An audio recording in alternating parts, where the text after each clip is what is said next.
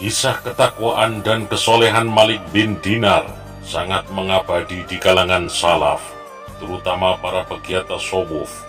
Ia terkenal dengan zuhud dan kehati-hatiannya. Pemilik nama lengkap Abu Yahya Malik bin Dinar al-Misri, juga piawai dalam ilmu agama. Beberapa ulama tabi'in dan generasi berikutnya banyak belajar dari sosok yang berprofesi sebagai pencatat buku itu. Tetapi siapa sangka Malik bin Dinar yang saat ini menjadi teladan ketaatan tersebut konon akrab dengan dunia hitam dan bergelimang dosa. Segala bentuk maksiat pernah ia lakoni semasa lajangnya, seperti mabuk, mendolimi orang, memakan riba, dan sebagainya. Orang menjauhinya akibat nista yang ia jalani. Namun kehidupan Malik berubah ketika tiba-tiba ia ingin menikah dan mendambakan anak. Ia pun lantas mewujudkan hasratnya itu, menikah dan memiliki momongan, seorang putri yang diberi nama Fatimah. Dia sangat mencintainya. Kehadiran buah hati perlahan menyadarkan dan membangkitkan keimanan di hati Malik. Setiap kali bertambah besar, imannya pun meningkat dan maksiat di kalbunya berkurang. Fatimah memberikan perubahan besar dalam kehidupan Malik. Suatu saat Fatimah pernah melihatnya memegang segelas khamar, maka anaknya tersebut mendekat, kemudian menyingkirkan gelas tersebut hingga tumpah mengenai bajunya. Padahal usianya belum genap 2 tahun. Allah Subhanahu wa Ta'ala telah mengatur segalanya. Namun malang, Allah berkehendak lain. 1 tahun kemudian, tepat di usia 3 tahun, Fatimah diambil kembali oleh Sang Khalik. Kematian buah hatinya itu menjadi pukulan telak bagi Malik. Kepergian anaknya menjadi duka mendalam dan goncangan dahsyat. Ia kembali ke dunia hitam, bahkan lebih buruk dari sebelumnya. Ia mengaku belum memiliki kesabaran sebagaimana idealnya seorang mukmin. Setan pun mempermainkannya.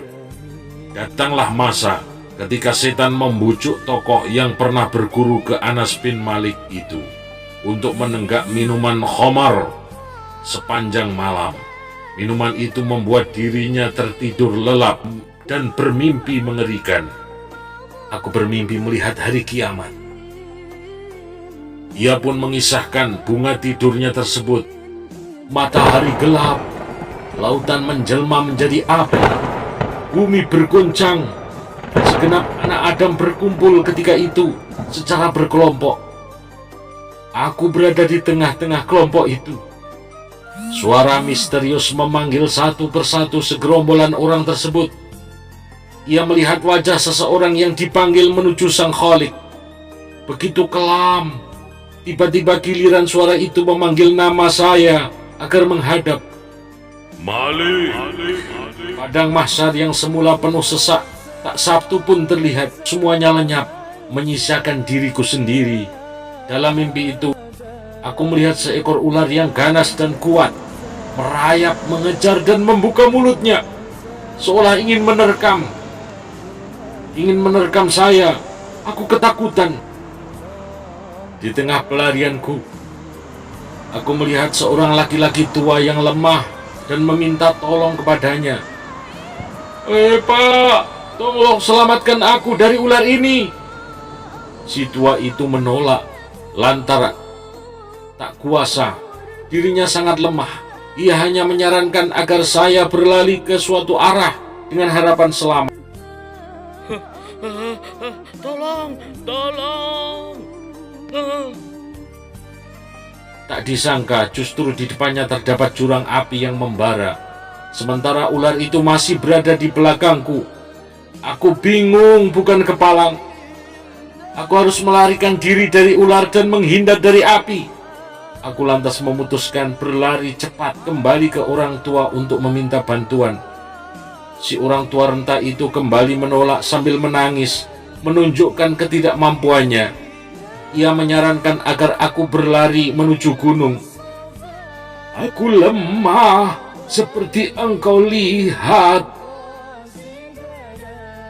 Aku berlari sekencang mungkin ke arah gunung agar terhindar dari ular yang hendak memangsaku. Di atas gunung, aku melihat anak-anak kecil dan mendengar teriakan, Wahai Fatimah, tolonglah ayahmu. Ya Fatimah, tolong ayahmu. Aku kaget bercampur bahagia.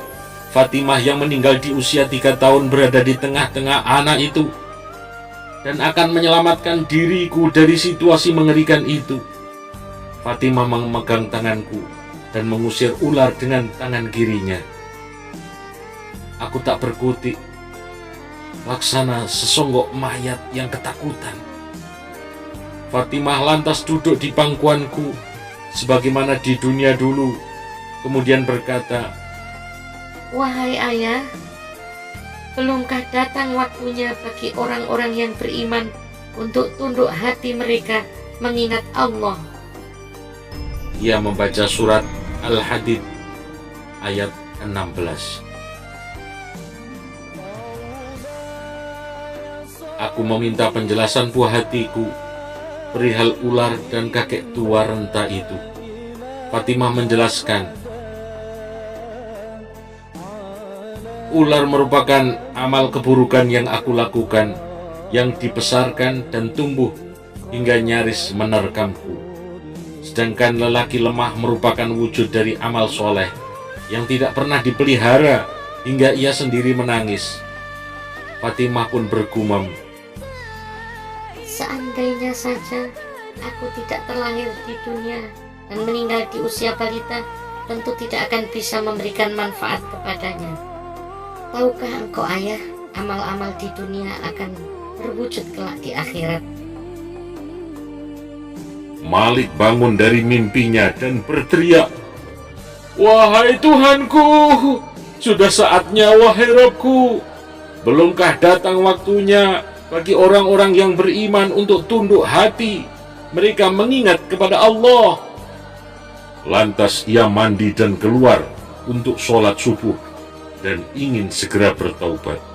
Ia kaget ketika memasuki masjid. Sang imam tengah membaca ayat yang sama seperti yang dibaca oleh Fatimah. ألم يأن للذين آمنوا أن تخشع قلوبهم لذكر الله. Apakah belum tiba waktunya bagi orang-orang yang beriman agar hati mereka khusyuk mengingat Allah? Sejak itulah Malik memutuskan untuk tetap istiqomah berada di jalannya, keteguhannya beribadah dan mengabdikan diri untuk agama, dan Sang Khalik menjadi teladan abadi sekalipun ia telah wafat pada 130 Hijriah. Semoga kita dapat mengambil pelajaran dari kisah Malik bin Dinar rahmatullah alaih. Amin ya rabbal alamin.